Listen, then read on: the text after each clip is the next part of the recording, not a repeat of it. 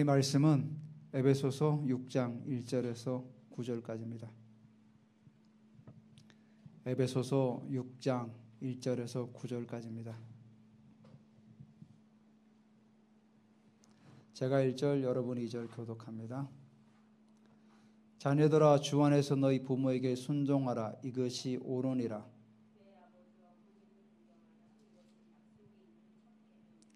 이로써 내가 잘되고 땅에서 장수하리라.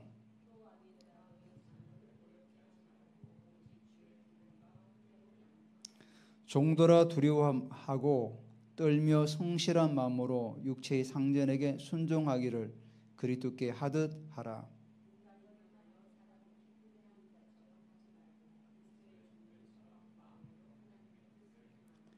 기쁜 마음으로 섬기기를 주께 하듯 하고 사람들에게 하듯 하지 말라.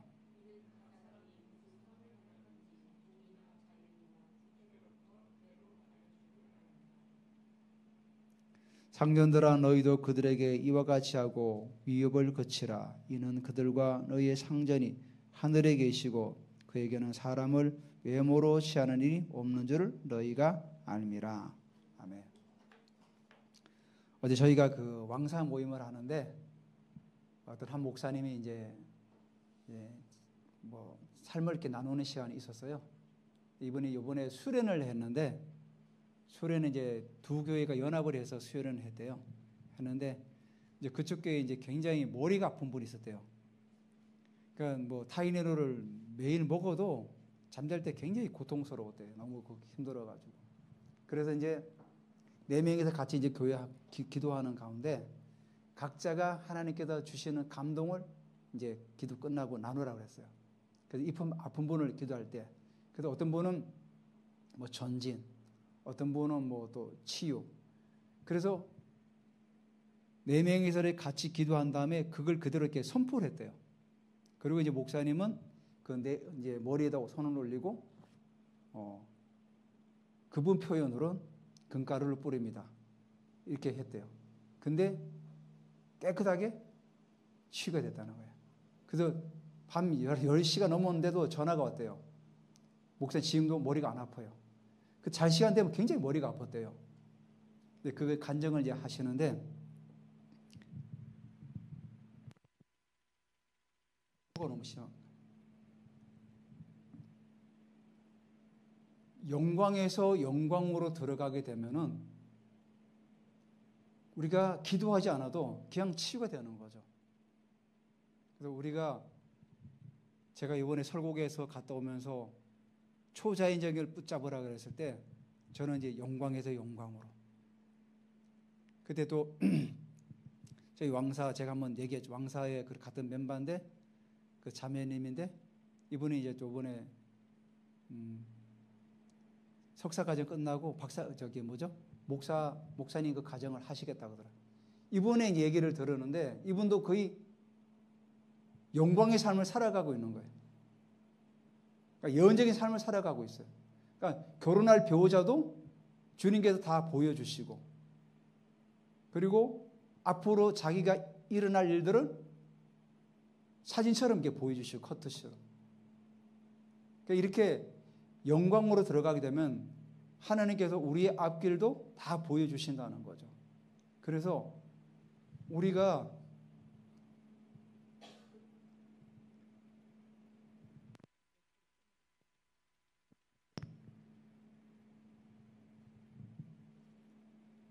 이 영광에 나가는 길이 하나님께 주시는 그 은혜를 우리가 누릴 때 더 깊은 은혜까지 나아갈 수가 있다는 사실이죠. 오늘 지난주에 우리가 신부의 영성에 대해서 우리가 같이 말씀을 나누지 않았습니까? 신부의 영성을 이제 우리가 나눌 때, 물론 주님과 친밀함과 있는데, 가장 중요한 게 뭐냐면, 신부가 가져야 될 가장 중요한 게 뭐냐면은 하나님 나라를 고대하는 거죠. 하나님 나라. 세례 요한이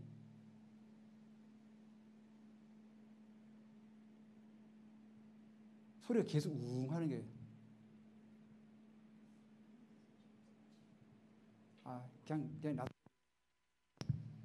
세례 요한이 그 제자들이 그런 얘기 했잖아요. 오실 그이가 당신이냐고 해서 물어보라 할 때 예수님께서 뭐라고 말씀하시냐면은 그래 오시려고 하는 사람이 내가 바로 그 사람이다 이렇게 대답하지 않고 가서 얘기해라. 병든 자가 치유되고 귀신이 쫓겨나가고 죽은 자가 살아난다. 그 얘기를 하라고 말씀하셨죠. 그러니까 그게 뭐냐면은 세례 요한은 하나님 나라를 기다렸는데 자기가 감옥에 있으니까 보지 못하니까 예수님께서 가서 전해라. 병든 자가 치유되고 일어나고 죽은 자가 살아나고 귀신이 쫓겨나가고 그것이 바로 하나님 나라다. 우리가 신부가 기다리고 소망해야 될 가장 큰 게 뭐냐면 하나님 나라죠. 그래서 슬기로운 5 처녀가 기름을 준비하고 기다리지 않았습니까? 5 처녀는 기름을 준비하지 않았던 거죠. 그 기름이 바로 성령의 임재죠. 성령의 갈급함. 저도 찬양을 계속하면서 주님의 임재와 계속 기다렸죠. 제가 예배 전에 계속 이제 기도하는 가운데 제게 보여주신 어떤 그 내적인 그 환상은 깃발을 흔들면서 막 여기를 막 돌아가는 그 어떤 바람이 막 계속 불었었어요. 깃발을 흔들면서 계속 바람이 그렇게. 그래서 저는 그 성령의 비가 내릴 때 찬양하면서 주님 우리 가운데 비를 내려달라고. 근데 언제가 내릴 거예요. 우리가 계속 하나님 나라를 사모하며 영광을 사모할 때 하나님께서 우리에게 부어주시는 거죠. 그래서 영광을 경험한 분들의 얘기 들어보면은 하나님께서 임재하시면은 모든 게 다 끝나버리는 거죠. 그러니까 제가 지난주도 말씀드렸듯이 하나님을 지식으로 아는 거하고 하나님을 경험하는 거하고는 정말 다릅니다. 우리가 성경을 통해서 하나님을 우리가 알 수가 있죠. 하지만 성경에서 말하는 지식으로 말하는 하나님 너머에 우리가 하나님을 경험해야 된다는 거죠. 그 하나님의 임재와 영광을. 그래서 성경의 저자들이 영광에서 영광으로 베드로가 욥바에서 옥상에 올라가 가지고 기도하는 가운데 환상을 보죠. 강주리가 내려오고 이 영광으로 들어가는 것 같은 거죠. 베드로가 아라비아 광야에서 3년 동안 계속 기도하며 믿음 안에 세워갈 때 3층층이 올라가는 경험을 하는 거죠. 우리 시대에도 그런 분들이 많았어요. 캐더린 쿨만 같은 분들, 여성분인데 이 목사님이 영광 가운데 들어가니까 찰스 피니 같은 분은 공항에 지나가잖아. 비행기 타고 저기 가는데 공항에 지나가면 옆에 사람 다 쓰러져 버려요. 믿지 않은 분인데도 그만큼 주님의 임재가 강력하니까 지나가는데 다 옆에 막 넘어지는 거죠. 그만큼. 그러니까 그 주님의 영광을 우리 시대의 선배들도 경험했다는 거죠. 우리도 경험할 수가 있다는 겁니다. 그래서 영광을 사모하시길 바랍니다. 오늘 우리가 주 안에서 세워지는 관계. 그래서 지난번에 신부의 영성을 하면서 부부간의 관계에 대해서 우리가 같이 말씀을 나눴죠. 오늘은 부모와 자녀의 관계, 그리고 우리가 일터에서 살아갈 때 일터의 상사와 또 직원으로서, 물론 그 당시에는 노예와 주인의 관계였던 거죠. 그래서 오늘 우리가 1절부터 4절까지는 자녀와 부모의 관계에 대해서 우리에게 말씀하고 있어요. 그래서 1절에 뭐라고 하죠? 자녀들아 주 안에서 너희 부모에게 순종하라. 여러분, 제가 최근에 들은 그 얘기가 있는데 우리나라에서 가정에 있습니다. 가정에서 신앙을 강요해서 신고하면은 이게 걸려요.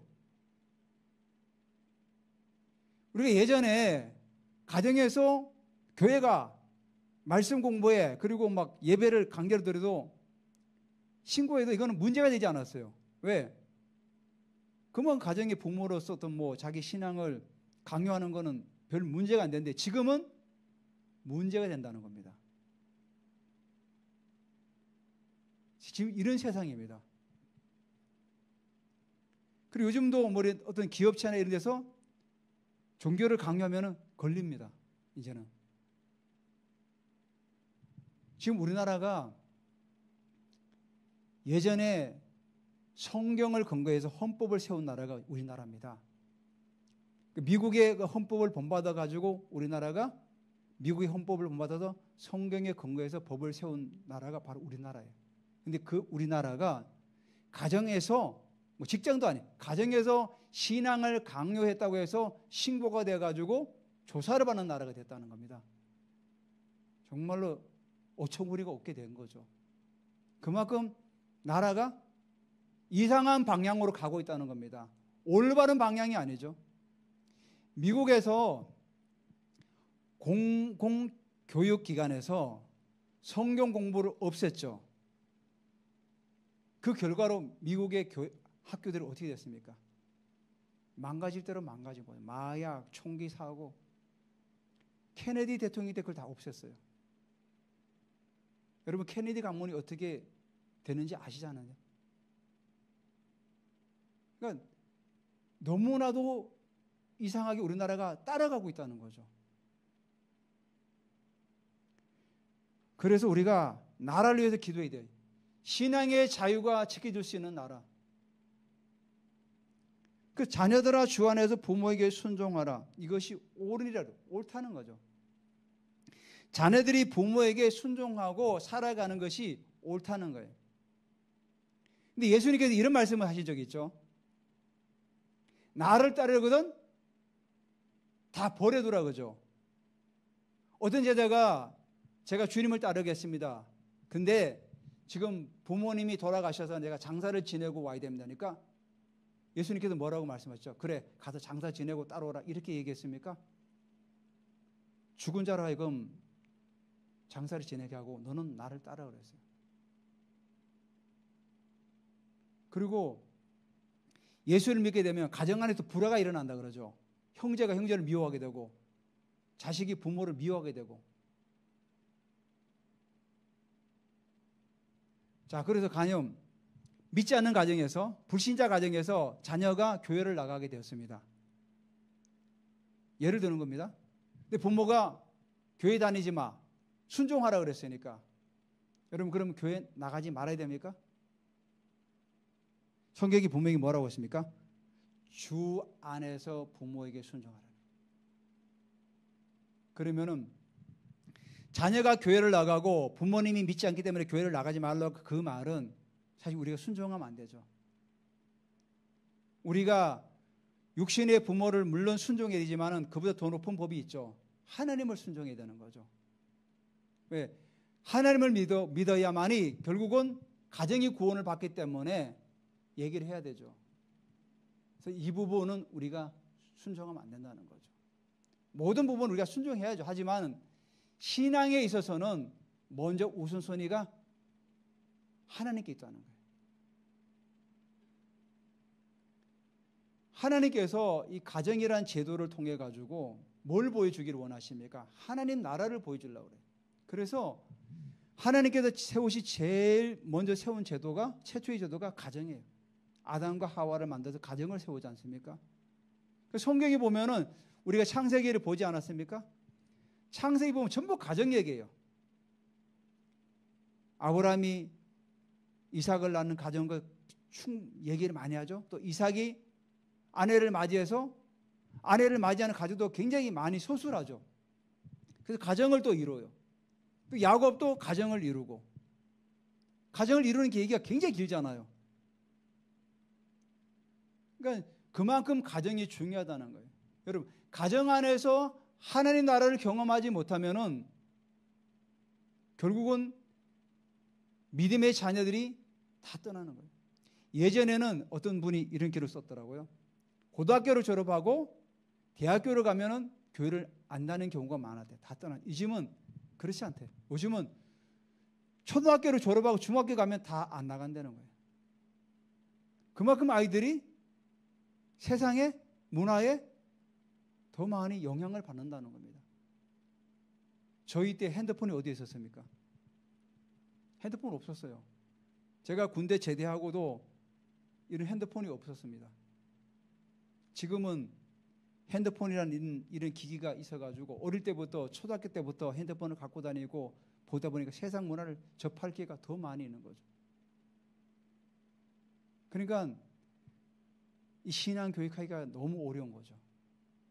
많은 애들이 그냥 교회 보내면 신앙 교육을 다 끝낸 걸로 생각해요.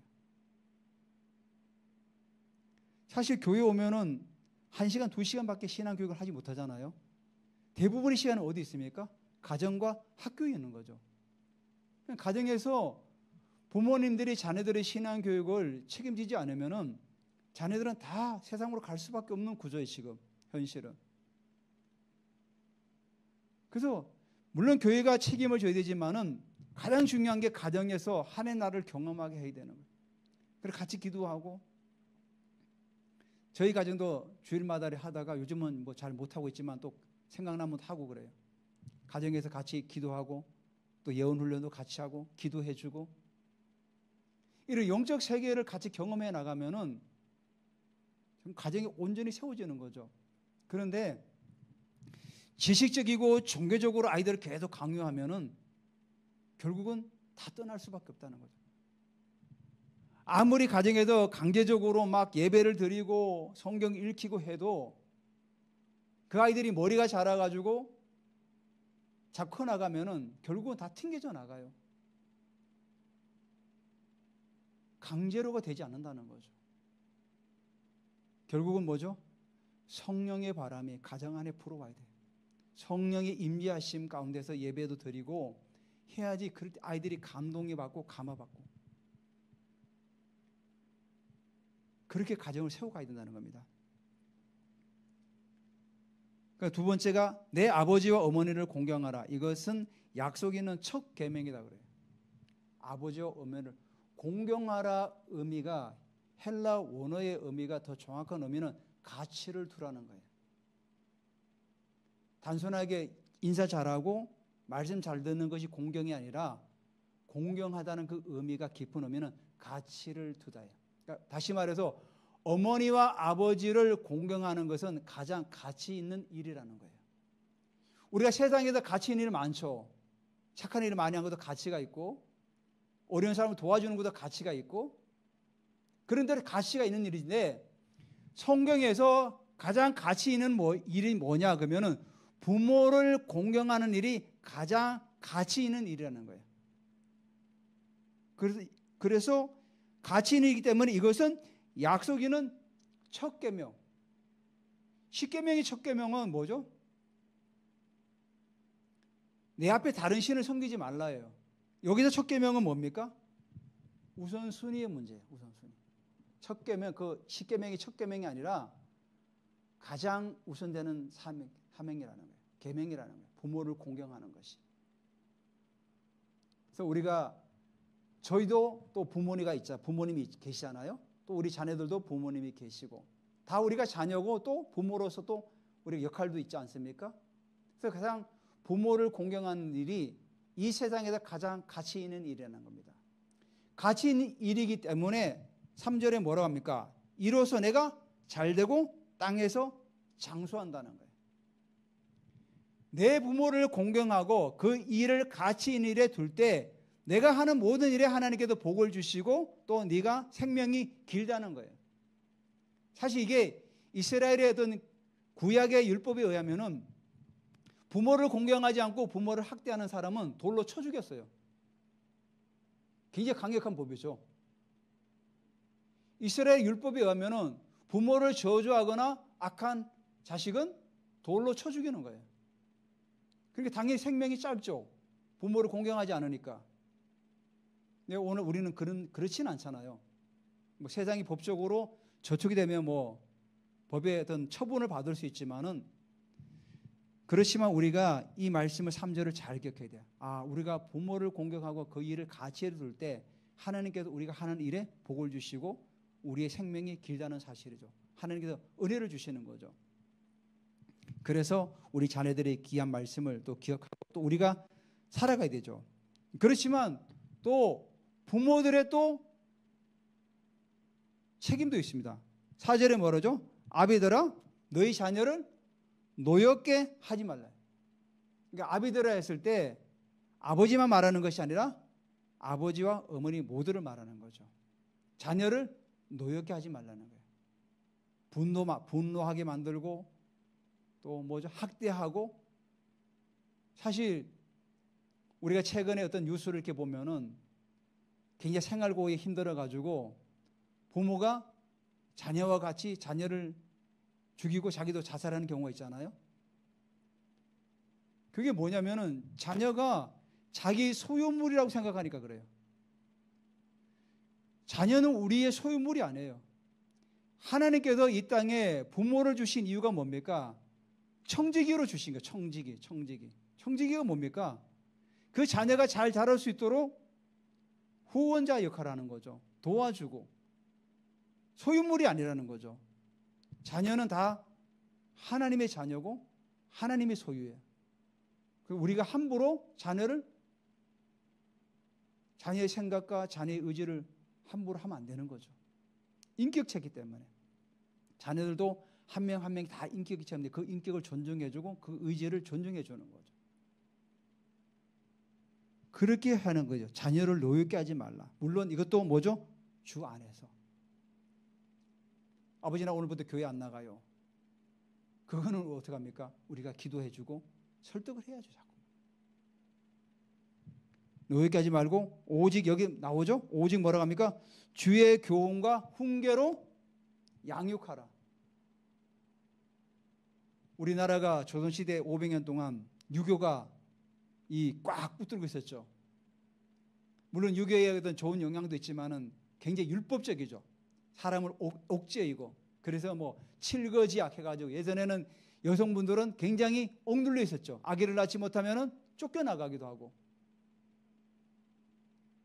근데 그런 법이 아니라 하나님 말씀을 가지고 양육하라는 거죠. 하나님 말씀을 가지고. 어떤 집안은 우리 집안의 전통이기 때문에 따라야 돼. 우리 강제하는 분도 많잖아요. 근데 그런 것보다도 더 우선순위가 하나님 말씀이라는 거죠.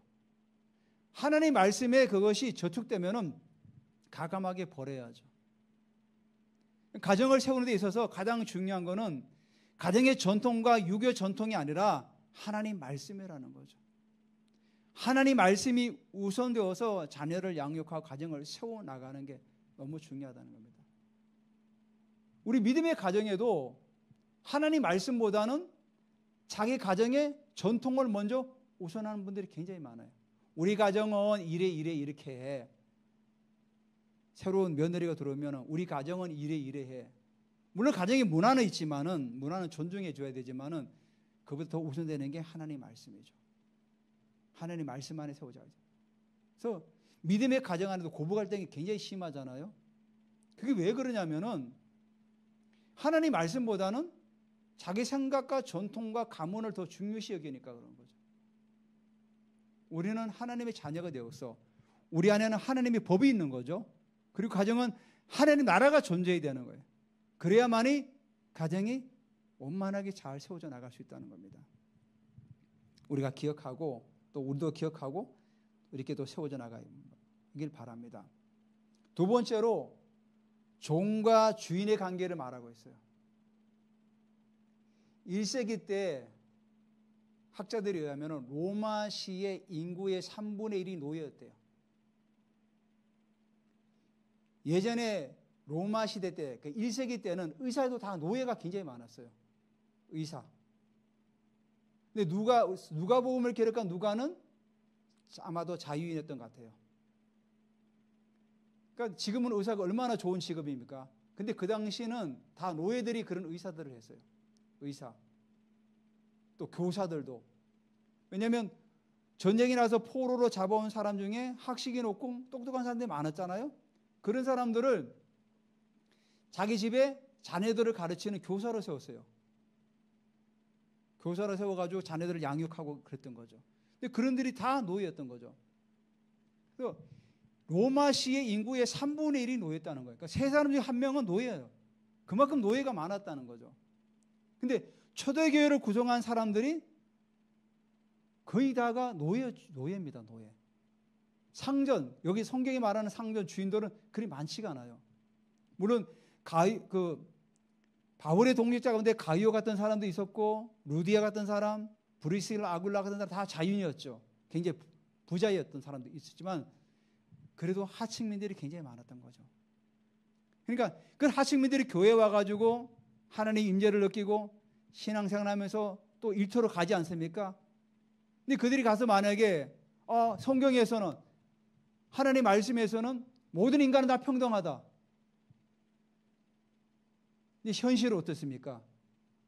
가면은 주인이들은 발을 씻겨주고 음식을 차려주고 빨래를 하고 허들이 다 하잖아요. 근데 그걸 만약에 안 하면 어떻게 되죠? 사회 체제가 붕괴되는 거죠. 그럼 결국은 교회는 문을 닫을 수밖에 없죠. 사실 이 말씀은 1세기 상황과 굉장히 많이 연관되어 있어요. 그래서 종들아, 첫 번째가 두려워하고 떨라는 거예요. 이게 이 의미가 주인을 보면 발발발발 떨고 이런 의미가 아니라 공경의 의미가 있는 거죠. 우리가 하나님을 경배할 때 뭐라 하죠? 두렵고 떨림으로 나아가죠. 주님의 임재가 막 강하면 어떻습니까? 굉장히 두렵대요. 바로 그런 떨림을 가지고 무서워서 떠는 것이 아니라 정말 공경하는 마음을 가지고 나아가라는 거예요. 두 번째가 성실한 마음으로, 주인을 섬길 때 성실한 마음으로 섬기라는 거죠. 요셉이 보드발의 집에 팔려와가지고 어떻게 일했죠? 요셉이 이렇게 일했어요. 두렵고 떨림으로, 성실한 마음으로. 그리고 어떻게 했죠? 또 순종하고, 또 5절에 기쁜 마음을 가지고 요셉이 그렇게 일했던 거죠. 근데 요셉이 결국 어떻게 했습니까? 보디발의 온 가정을 책임지는 집사가 된 거죠. 총무가 된 거죠. 총무. 그래서 이 종들도 그렇게 하라는 거예요. 여러분, 근데 종들에게 하는 얘기 가운데 5절, 6절, 7절에 보면 다 뭐가 공통적으로 들어가 있는 단어가 있어요. 그리스도께, 주님께 하다 되라는 거예요. 그래야만이, 종이 이제 교회를 갔다 왔어요. 근데 얘가 보니까 교회를 갔더니 사람이 변했어. 열심히 일하고, 정말 성실하게 일하고, 주인이 얘기하면 기쁜 마음으로 일하고, 막 이렇게. 그러면 주인이 어떻게 합니까? 감동이 되죠. 야, 나도 한번 가봐야 되겠다. 따라가봐야 되겠다. 그래서 교회에 올 수도 있는 거죠. 왜냐하면 로마시의 인구가 3분의 1이 다 노예고 각 시마다 다 그럴 거 아닙니까? 뭐 고린도라도 그렇고 에베소도 마찬가지고 시마다 노예가 굉장히 많았던 거죠. 왜냐하면 로마라는 나라 자체가 정복국가 아니었습니까? 정복해도 오면은 그 지역에 있는 사람들을 노예로 다 끌고 오잖아요. 그러면 노예들이 다 팔려나가면서 이 로마 경제를 움직이는 사람들이 된 거죠. 그래서 요 5절에 보면 종들아 두려워하며 떨며 성실한 마음으로 육체의 상렬에 순종하기를 그리스도께 하라. 그리고 6절에도 눈가림만 하여 사람을 기쁘게 하는 자처럼 하지 말라. 눈가림이 뭐냐면은 눈하고 종이란 단어를 합성시켜 놓은 거예요.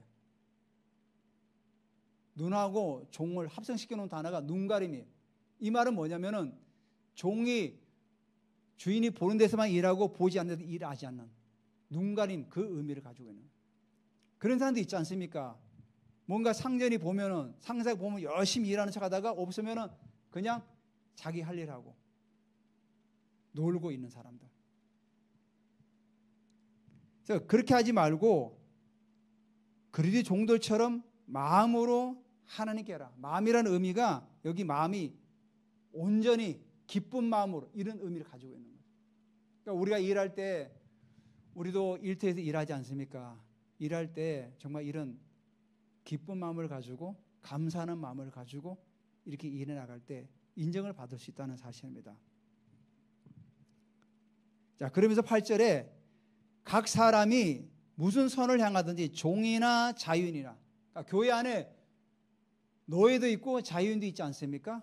그래서 노예나 자유인이나 뭐라고 하죠? 무슨 선을 향하든지 여기 뭐랍니까? 주께로부터 그대로 받은 줄로 다 하라는 거예요. 교회 공동체 안에 노예도 있고 자유민도 있지 않습니까? 그 모두도 하나님에 따라서 그대로 다 선을 향하라는 거예요. 하나님께서 그대로 다 갚아주시기 때문에. 그래서 구별하지 않고 그렇게 하라는 겁니다. 그리고 마지막으로 이제 상전들, 주인을 말하는 거죠. 상전들도 뭐라고 합니까? 상전들아 너희도 그들에게 이와 같이, 그들에게 이와 같이가 뭡니까? 여기 종도를 했던 두렵고 떨림으로 성실한 마음으로 종을 대하고, 또 뭐죠? 그래서 그렇게 하듯 하고, 또 기쁜 마음을 가지고 또 종들에게 대하고, 이렇게 하라는 거예요. 상전들아 너희도 그들에게 이와 같이 하고 위협을 거치라. 위협이 뭐냐면은 공갈. 1세기 때 로마 시대 때 그 주인들이 그 노예를 다스릴 때 어떻게 다스렸냐면은 말을 듣지 않으면은 채찍으로 때리고 밥을 굶기고 감옥에 가두고 이러면서 노예를 뭐죠? 다스렸대요. 그러니까 주인은 노예의 생사 여탈권을 가지고 있어요. 죽일 수도 있어요. 도망가면은 팔 다리를 잘라버리고 막. 그러니까 노예는 한마디로 사람이 아니었던 거죠. 그 의미를 말하는 거예요, 지금. 위협을 거치는 의미가 노예가 좀 잘못했다고 해서 채찍질 때리고 밥을 굶기고 도망치면 막 다리를 잘랐잖아요. 여러분, 빌레몬서에 보면은 에바브로 디도가 나오죠. 에바브로 디도가 누구죠? 바울의 제자 주인이었어요. 빌레몬은 종이었어요. 빌레몬이 도망을 친 거예요. 도망을 치다가 감옥에서 만난 거예요. 빌레몬을 만난 거예요. 그럼 그 당시 법에 의하면은 주인이 도망친 노예를 죽일 수도 있어요. 팔다리도 자를 수 있어요. 근데 바울이 뭐라고 그러죠? 이제 얘가 돌아가면은 예전처럼으로 종으로 대하지 말고 형제처럼 대하라고 그래요. 그 당시에 이 말은 굉장히 획기적인 말이에요. 그러니까 그리스도 안에서 형제가 되었기 때문에 이제는 예전처럼으로 종으로 대하지 말라는 거예요. 그만큼 그 당시 1세기 때 종들은, 노예들은 사람이 아니었던 거죠. 그래서 바울이 얘기하는 거죠. 위협을 거쳐라. 왜냐하면 바울도 빌레몬 같은 그 종을 만나가지고 복음을 전해가지고 제자를 삼지 않았습니까? 그러니까 이제 돌아가면은 용서해줘라. 위협하지 말라는 거죠. 그리고 예전처럼 그렇게 대하지 말고 이제는 그리스도 안에서 형제처럼 대해줘라. 바로 그런 의미예요. 그래서 왜 그렇게 하냐면은 이는 그들과 너희의 상전이, 그러니까 종들과 주인의 상전이 어디 있죠? 하늘에 계시고 그에게는 사람을 외모로 취한 일이 없다는 거예요. 종들도 너희 상전처럼 있잖아. 근데 상전들도 너희도 하나님이라는 상전이 있지 않느냐. 그래서 하나님은 사람을 외모로 취한다. 하나님은 종이라 해가지고 그 사람을 무시하고 주인이라 해가지고 그를 더 높이지 않는다. 하나님은 외모로 취하지 않는다. 그 예가 나오죠. 다윗이 하나님께서 다윗에게 기름 부으라고 하죠. 사무엘에게. 사무엘이 다윗의 집에 가요. 가니까 그 당시에 이새는 양떼를 지켜야 되니까 막내 다윗에게 너는 양떼를 지키고 있어. 오늘 귀한 손님이 오니까 이스라엘의 국부 같은 존재죠. 사무엘은 아버지 같은 존재예요. 그런 존재가 오니까 너는 이제 덜에 나가서 양떼를 지켜. 그리고 형들은 머신으로 다 입혔어요. 머리에 기름을 바르고 멋있게 생겨서 사무엘 앞에 쫙 세우는 거예요. 그러니까 사무엘이 딱 보니까 제일 맞이 엘리압을 보니까 기골이 장대하고 멋있게 생겨. 야, 하나님께서 기름 부은 사람이 바로 이 사람이라고 기름 부으려고 했죠. 근데 하나님께서 뭐라고 그랬죠? 그 마음에 외모를 보지 말아라. 나는 외모를 보지 않는다. 나는 그를 버려놓으라고 그래요. 그 다음 계속 차례차례 가서 기름 부으려니까 다 하나님께서 다 막으시는 거죠. 도대체 이새의 아들에게 기름을 부으라고 그랬는데 도대체 누굽니까? 그래서 이새에게 묻죠. 형제가 더 없느냐? 얘 있는데 말째가 있는데 지금 걔가 지금 덜에서 양을 치고 있다. 데려오라. 데려오기 전까지 내가 식사 자리에 앉지 않겠다. 그래서 다윗을 데려왔죠. 그래서 다윗이 오니까 감동이 오죠. 우리가 예언할 때 감동이 오듯이 이가 바로 기름 부을 자구나, 감동이 오는 거죠. 그래서 다윗이 기름 붓지 않습니까? 하나님은 외모를 보지 않는다는 거죠. 우리가 신앙생활 하는 것도 마찬가지죠. 하나님은 우리의 외모를 보지 않아요. 그 중심을 보죠. 중심을. 네가 얼마나 정말 나를 사랑하느냐, 네가 정말 얼마나 나를 더 갈급해 하느냐. 우리가 하나님 앞에서 사람을 외모로 취하지 않은 하나님 앞에서 우리가 중심으로 날마다 하나님 앞에 나가야 되죠. 우리 예배도 마찬가지죠. 우리 예배도 하나님 앞에 중심으로 나갑니다.